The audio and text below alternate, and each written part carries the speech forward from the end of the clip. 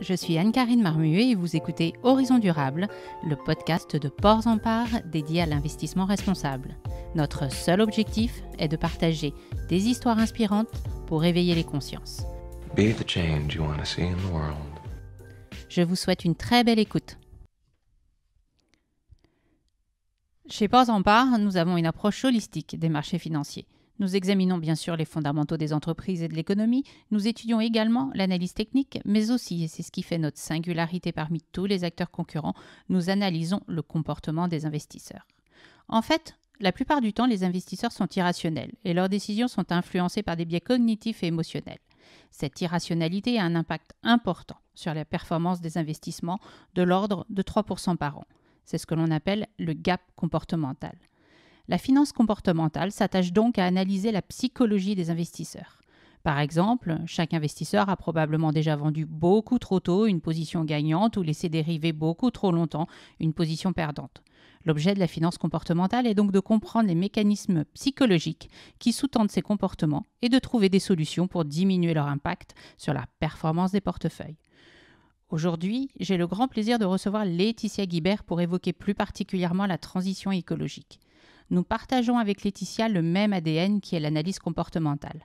Ports en Part l'applique à l'analyse des marchés financiers et Laetitia l'utilise pour accompagner les entreprises dans le changement des comportements des individus en faveur de la transition écologique.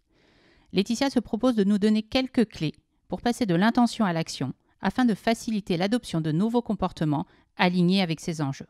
Je vous invite à écouter jusqu'au bout cette interview afin de découvrir quels pourraient être les nouveaux imaginaires des entreprises pour prendre en compte le changement de paradigme que nous vivons. Bonjour Laetitia. Ce que je te propose pour commencer, c'est de te présenter, nous expliquer quelles sont tes formations, tes spécialités, tes spécificités et ce que tu fais aujourd'hui. En quelques mots, du coup, sans prendre trop de temps, je viens plutôt d'un parcours, moi, dans la RSE et le développement durable. Je fais partie des premières promotions qui ont eu ce diplôme sur cette thématique-là, parce que c'est dans les années 2010 où globalement les entreprises ont commencé à se questionner sur leurs pratiques et puis les réglementations sont arrivées. Donc j'ai fait tout un début de parcours vraiment dans l'approche stratégique du développement durable et de la transition écologique, donc en accompagnant les entreprises à changer leur stratégie, leur business model pour y intégrer un peu plus l'aspect écologique, social et sociétal. J'ai fait ça pendant à peu près 7 ans. Et le constat au bout de 7 ans, ça a été de me rendre compte que la RSE, le développement durable, c'est intéressant, mais c'est des outils qui perdent leur substance parce que utilisés plutôt à des fins parfois de marketing pour attirer des talents, etc.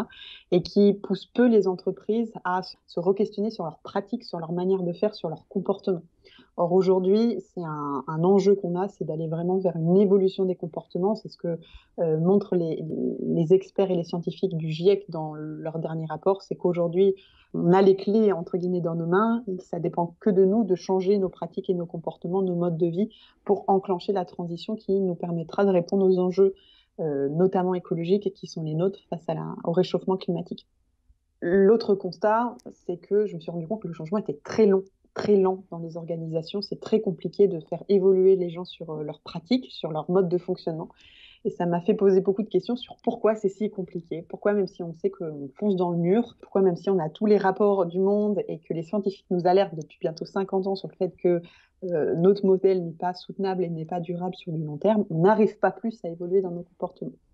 Et en cherchant finalement des réponses à mes questions, j'ai découvert tout un monde qui s'appelle le monde des neurosciences, plus précisément des sciences cognitives, pour comprendre le fonctionnement du cerveau et les clés aussi cognitives dont nous disposons pour accompagner les changements de comportement. Il s'avère qu'en fait, on a beaucoup de freins cognitifs au changement, qui sont basés sur nos habitudes, sur des routines, sur des croyances, sur des représentations du monde, et qui freinent l'adoption de comportements plus vertueux.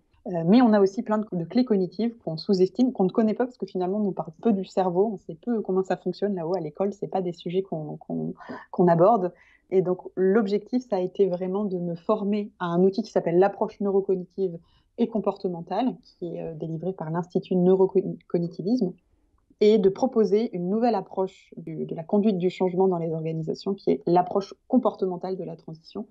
Et donc l'objectif, c'est de donner des grilles d'analyse sur les comportements des collaborateurs au sein des organisations et comment on peut faciliter le passage de l'intention à l'action et du coup l'adoption de comportements plus vertueux. Est-ce que tu peux nous en dire un petit peu plus sur cette approche, nous expliquer les différents modes mentaux qui finalement nous conditionnent? Bien évidemment. Donc, l'approche neurocognitive et comportementale, et qu'est-ce qu'elle dit? Alors, c'est issu déjà de la troisième vague ce qu'on appelle des thérapies cognitives et comportementales, les TCC. J'utiliserai beaucoup le conditionnel. Pourquoi? Parce que les neurosciences, c'est une science nouvelle, hein, ça date depuis les années 70. On découvre tous les jours des nouvelles choses sur les cerveaux. Donc, on établit des modèles, mais il n'y a aucune certitude dans des sciences qui sont nouvelles comme ça. Donc, je ferai en sorte d'utiliser beaucoup le conditionnel sur les modèles qu'on propose. Quel est le modèle que propose l'approche neurocognitive et comportementale? C'est de dire que nos comportements, nos prises de décision seraient conditionnés par deux modes mentaux dans notre cerveau, un mode automatique et un mode adaptatif. Le mode automatique, c'est la partie du cerveau qui est plutôt à l'arrière, qu'on a le plus en commun avec tous nos ancêtres, globalement. Et c'est là où on retrouve trois gouvernances qui sont qu'on appelle la gouvernance instinctive, la gouvernance émotionnelle et la gouvernance grégaire. Sans rentrer trop dans les détails, cette partie automatique, c'est celle qui permet de gérer des situations simples, connues, maîtrisées, en nous reposant sur des raccourcis cognitifs qu'on appelle aussi heuristiques ou biais cognitifs, hein, qui nous permettent très rapidement, voire instinctivement et souvent très inconsciemment, de répondre à des situations qui sont simples, connues et maîtrisées. C'est la partie du cerveau qui conditionne tous les comportements automatiques qu'on peut avoir. Le matin, je me lève, je prépare mon café, je prends ma voiture, je ne vois pas la route défiler. C'est la routine, c'est la zone de confort, c'est ce que j'ai l'habitude de faire. Beaucoup de ces décisions sont prises de manière très inconsciente et elles conditionnent 90% de nos prises de décision quotidiennes. La deuxième partie, qui est la partie préfrontale du cerveau, qui est ce qu'on appelle le mode adaptatif, ça serait, selon l'approche neurocognitive et comportementale, la partie du cerveau qui nous permettrait toutes les capacités cognitives de l'anticipation, de l'adaptation, de la prise de recul, de l'analyse, de la créativité. C'est une partie qui est beaucoup plus lente, qui demande beaucoup plus d'énergie et qui va gérer les situations qui sont, elles, plutôt complexes, non maîtrisées, inconnues. Et c'est la zone finalement d'apprentissage. C'est aussi la partie dont on est la plus consciente. Donc quand on prend des décisions, c'est cette partie rationnelle du cerveau qui les prend et ça ne représente globalement que 10% de nos prises de décisions quotidiennes. Donc l'approche neurocognitive et comportementale, elle vient aussi remettre un petit peu en question la rationalité supposée de l'être humain, parce que finalement on a 90% de nos prises de décisions quotidiennes et on prend plus de 6000 décisions par jour qui sont prises de manière très inconsciente. Dans la partie automatique, on l'a vu, pour répondre de manière très rapide et presque instinctive, le cerveau utilise des raccourcis cognitifs qui sont aussi appelés biais cognitifs, qui sont des raccourcis de pensée qui nous permettent de prendre très rapidement une décision ou interpréter un événement. Ces biais cognitifs, on en a plein, la science en a théorisé plus de 250. Ils sont nécessaires, et ça c'est important, à notre survie, parce que c'est ce qui nous permet de répondre très rapidement à notre environnement, tout en préservant l'énergie pour gérer les situations plus complexes, plus ambiguës, plus compliquées, et laisser cette énergie au mode adaptatif qui va, lui, s'adapter à cette situation complexe. Le problème, c'est que certains biais cognitifs peuvent parfois nous faire des erreurs de raisonnement. Alors, est-ce que l'approche neurocognitive comportementale a développé des solutions pour pouvoir aller au-delà de ces biais, pour pouvoir contrer ces bugs de comportement? Oui, complètement. Alors, il y a plusieurs, effectivement, clés qu'on peut explorer pour éviter ce bug et donc cette mauvaise communication entre le mode automatique et le mode adaptatif. La première piste, c'est d'essayer de contourner ces biais cognitifs. On voit que ces biais cognitifs, ils nous font faire beaucoup d'erreurs. Pour ça, il y a un petit outil dont on entend pas mal parler aujourd'hui qui s'appelle le nudge. Le nudge a été théorisé il y a quelques années par Richard Taylor. Qu'est-ce que c'est le nudge? C'est un visuel externe qui va venir jouer sur nos biais cognitifs pour inconsciemment rediriger nos comportements. Le premier nudge qui s'est fait connaître, c'est ce fameux nudge du sticker mouche qu'on colle dans les urinoirs, et il a été collé dans les urinoirs de l'aéroport d'Amsterdam pour accompagner les hommes, la gente masculine, à mieux viser quand ils se rendent aux toilettes et du coup à améliorer la qualité, l'hygiène, la propreté des toilettes publiques. À travers un petit visuel, on vient jouer en fait sur des biais cognitifs le biais du champion, par exemple. Donc, on vient jouer inconsciemment sur des biais cognitifs et on réoriente les comportements dans un sens voulu. Richard Taylor a donc théorisé un petit peu tout cet outil avec bien évidemment les règles à suivre parce qu'on voit que la notion de manipulation peut être très proche. Donc la règle de base dans un nudge, c'est de toujours viser un comportement qui est bon pour l'individu ou en tout cas pour la société, pour le bien commun. Donc ça, c'est très important. Mais en fait, on s'est rendu compte qu'on pouvait l'ouvrir à plein d'autres thématiques, dont orienter vers des comportements verts. Et il y a de plus en plus d'entreprises qui intègrent les nudges dans des stratégies de communication pour orienter le comportement de parties prenantes vers des comportements plus décarbonés ou plus responsables. Par exemple, dans le monde de la banque, on pourrait très bien imaginer des nudges à l'intention des clients pour orienter leur comportement d'achat vers des prêts en priorité verts et non pas des prêts type classique. Et ça peut aller même vers des nudges type managériaux, donc comment on peut mettre en place des nudges pour être plus inclusif, par exemple. Voilà. Donc, voilà, il y a plein d'autres exemples de nudge, mais le nudge est une manière de venir contourner les mécanismes cognitifs de la partie automatique qui freinent le passage à l'action. Deuxième clé, c'est d'améliorer cette discussion et ce passage de relais entre le mode automatique et le mode adaptatif. C'est-à-dire comment on fait en sorte que j'arrive bien à percevoir que la situation est complexe, que je ne peux pas y répondre simplement par mon mode automatique avec mes habitudes, mes routines et ce que j'ai l'habitude de faire, ma représentation du monde. Et que là, cette situation, il faut vraiment que je laisse la main à mon mode adaptatif qui, lui, est le seul finalement apte à gérer la complexité, à gérer la non-maîtrise et à gérer aussi le développement de solutions et d'innovations pour répondre un petit peu à tout ça. Donc ça, c'est ce qu'on appelle la bascule cognitive. Et donc, il y a des exercices cognitifs qui permettent de lâcher prise sur la partie automatique pour redonner la main finalement à la partie adaptative.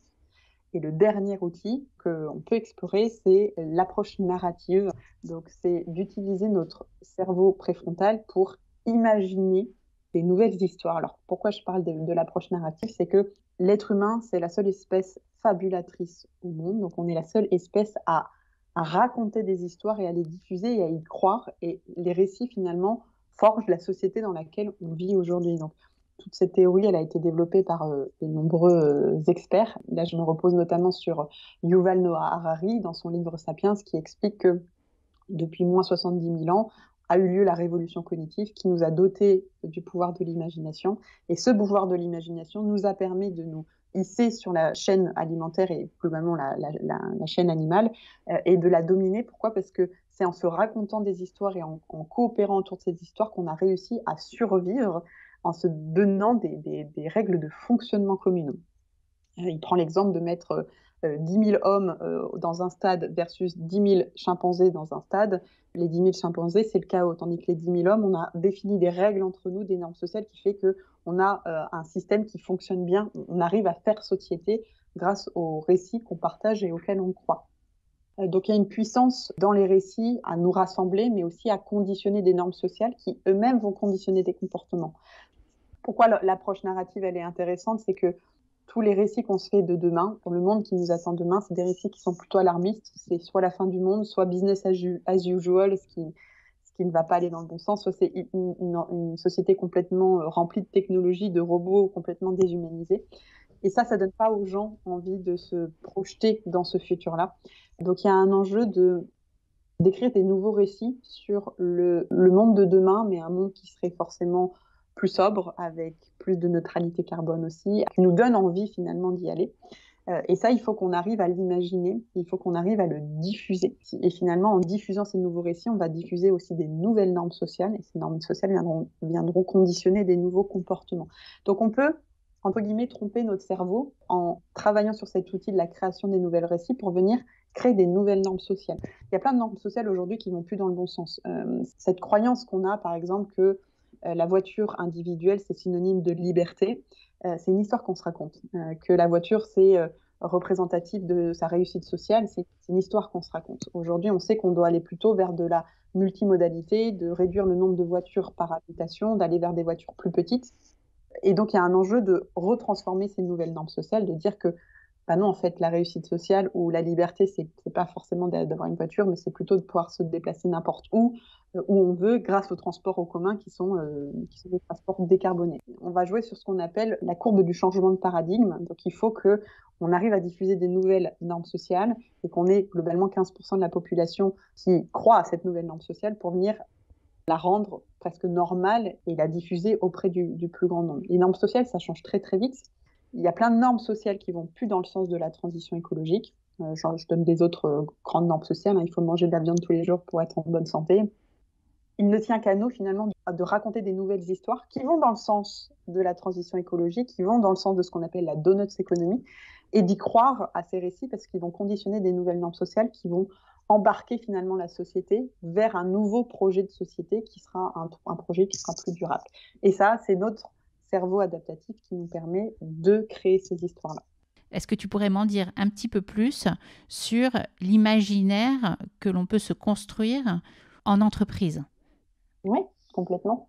Alors, il y a une étude qui a été faite il y a quelques années assez intéressante sur l'imaginaire associé aux entreprises et les récits dominants en entreprise. Donc, ces 6 grands récits qui dominent le monde de l'entreprise aujourd'hui. Et dans ces récits, on a le récit de la transformation éternelle, de la croissance illimitée, on a le récit de la compétition, on a le récit de la conformité, on a le récit de, par exemple, le profit pour l'actionnaire uniquement. Ça, c'est des grandes histoires qu'on se raconte dans le monde de l'entreprise et qui conditionnent les comportements au sein de l'entreprise aujourd'hui. Donc, on est dans cette grande histoire sur le fait qu'une entreprise, c'est une entreprise qui doit avoir une croissance illimitée, voilà, qui doit continuellement, dont la santé de l'entreprise, ça dépend de son rapport financier, finalement, de la richesse qu'elle délivre et du nombre de dividendes qu'elle va reverser. Ça, c'est l'imaginaire qu'on se fait d'une bonne société. Le problème, c'est qu'on voit bien que ce modèle de l'entreprise, et ça fait 50 ans que depuis le rapport Meadows, on nous alerte sur le fait qu'une croissance illimitée sur une planète avec des ressources limitées, il ne suffit pas d'avoir une thèse en mathématiques pour se rendre compte que ça ne sera pas durable et ça ne sera pas viable sur du long terme. Donc ça fait 50 ans qu'on nous alerte là-dessus. Pour autant, notre modèle d'entreprise fonctionne encore beaucoup sur cette grande croyance, sur cette grande norme sociale de la croissance illimitée, de la compétition, de la transformation éternelle. Pour vivre, il faut se transformer éternellement. Pour survivre dans le monde de l'entreprise, il faut se transformer éternellement. Donc, il y a un enjeu d'aller aussi réinventer les récits qu'on se fait de l'entreprise. Et pourquoi pas proposer finalement 6 récits alternatifs, c'est-à-dire qu'au lieu d'avoir la croissance financière de l'entreprise, d'aller plutôt vers une croissance humaine, qui serait la prochaine norme sociale, au lieu d'aller vers une transformation éternelle, d'aller vers une transformation durable, au lieu d'aller vers de la compétition, toujours plus de compétition, aller vers maintenant plus de coopération, collaboration, au lieu d'aller d'un modèle centré sur le profit de l'actionnaire, aller sur la création de valeur pour toutes les parties prenantes. Et quand on touche à ça, eh ben, on revient sur la définition même de la RSE. Qu'est-ce que c'est la RSE? C'est de dire qu'on ne peut pas se concentrer que sur l'actionnaire, il faut prendre en considération toutes les parties prenantes qui créent de la valeur, et c'est ça qui fait avancer une société. Donc finalement, on se rend compte qu'il est très facile de faire changer ces normes sociales, et la RSE est une des manières de réinventer aussi l'histoire de l'entreprise. Il est temps aussi de réinventer le mode de l'entreprise, le mode de l'entreprise comme un simple acteur économique. Il est de plus en plus pointé du doigt, c'est-à-dire que la société attend maintenant des entreprises qu'elles aient un rôle sociétal, c'est-à-dire qu'elles apportent quelque chose pour le bien commun. On l'a vu apparaître à la loi Pacte, la notion de raison d'être, de société à mission. Aujourd'hui en France, alors la première société à mission, elle date de 2019. 2022, on a plus de 250 sociétés à mission, voire 300 en France, principalement des PME, mais on voit qu'il y a ce changement de courbe de paradigme qui est en train d'apparaître et qu'on est en train de changer l'histoire qu'on se fait du rôle même de l'entreprise. Il faut continuer à diffuser des récits alternatifs pour venir contrecarrer et vraiment s'opposer à ces récits dominants qui ne vont plus aujourd'hui dans le sens de l'histoire. Si on veut avoir un petit peu plus d'informations sur tout ce que tu proposes, on peut retrouver ton offre sur ton site. Exactement, www.act-transition.com. Vous pouvez me retrouver sur LinkedIn aussi, où je fais beaucoup de publications d'articles, de partage d'ateliers, de propositions, de découvrir un petit peu ces ateliers, autour des nouveaux récits, autour des nudges, autour de la bascule cognitive, ça c'est possible aussi. Alors Laetitia, un grand merci pour ce discours anti-greenwashing. J'espère. C'est mon combat de tous les jours, c'est d'accompagner les organisations à être dans une transition réelle, effective et plus simplement dans du blabla. Merci Anne-Karine. Nous espérons que cet épisode vous a plu. Si c'est le cas, n'hésitez pas à nous le faire savoir en mettant des étoiles sur votre plateforme de podcast préférée et en le partageant sur les réseaux sociaux. Nous sommes à l'écoute de tous vos retours, encouragements, suggestions d'invités ou autres. Pour cela, vous pouvez nous adresser un mail à l'adresse portsamparbourse en minuscules et au singulier @bnpparibas.com. Vous avez aussi la possibilité de vous abonner à certaines de nos publications en nous adressant votre demande par mail à la même adresse. Merci pour votre soutien.